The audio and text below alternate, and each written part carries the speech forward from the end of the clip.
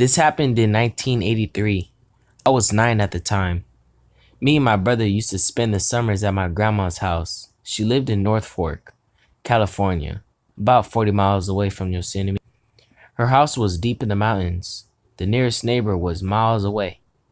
So, one morning, me and my brother went exploring like we always did. We were walking through a grass meadow up a little hill, and I started feeling kind of weird. But we keep walking to a place where we have been before, but this time, everything seemed to change around us.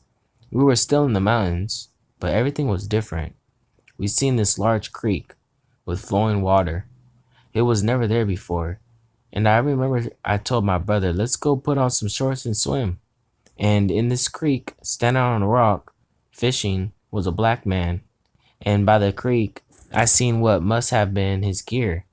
I remember it was a lot of canned food and tow big water jugs. He reminded me of the guy from Book of Eli. We'd never seen anyone before when we would walk around. So we were looking at him standing on the rock, and I said to him, "What are you doing here? This is my grandma's property."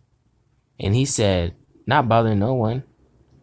Then he asked me where we come from, and I told him my grandma's house is down the hill. And he said, "There's no house down there." Then he said, "Where do you really come from?" And I said, from the house." Then he asked, "Where do you get your food from?" I said, "From the town store in North Fork. It was about 5 miles from my grandma's house." Then he told me that there is not a town around here. So by this time, I was kind of freaked out. So I told my brother, "Let's go to the house."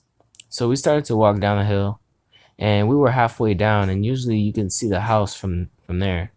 But her house was not there. And I got really scared and started to cry. For some reason, we started to walk back to where the creek was. But when we got there, the creek was gone, and the man too.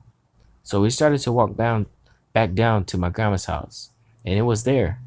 This time, this is a true story that happened to me, and I'll never forget it.